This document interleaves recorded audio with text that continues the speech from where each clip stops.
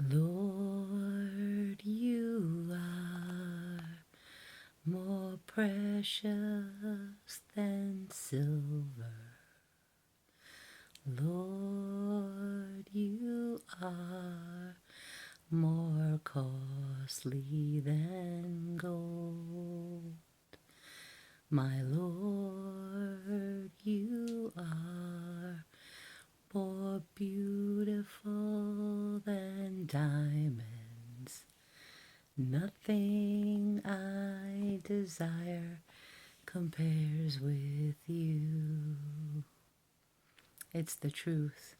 A diamond is a rock that he made. Silver is very shiny,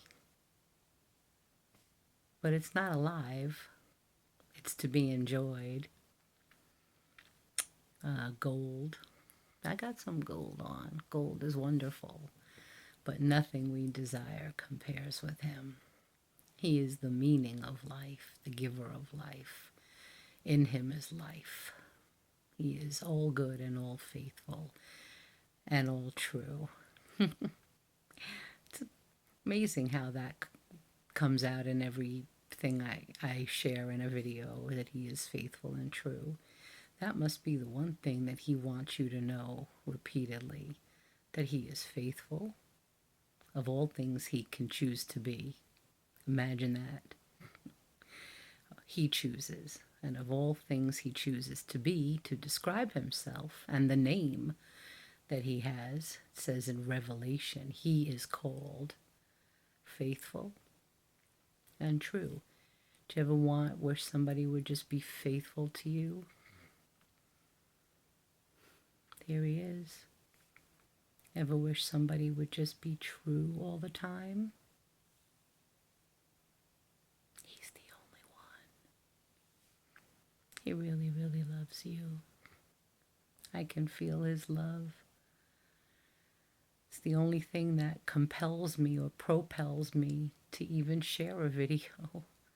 In myself, forget it. But I am truly learning to care less how I feel and more how he does. Well, at least I want to. God really loves us. Close your eyes and just look to him. Would you even do it now? Lord, you are there. Let the people feel you. If you look to him, he will appear. The work of his Spirit is to convict the world of sin. We were born in sin. We may not have asked for it, but it came down inherited to us.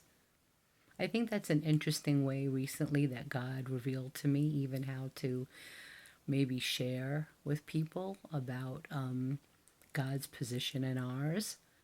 We are sinners. But when we hear that, we're like, what? I try to be a good person. Here's the thing. We weren't in the garden to take the fruit and eat it, but they were the first fathers, mother and father, Adam and Eve. And what they did was pass down to us. Then they realized that they were naked. They had the knowledge of good and evil. And it was passed down to us. So we have received that knowledge that we were never supposed to have. We were born with a sinful nature, having followed those who committed a sin. And so we may not have asked for it, but we were given it.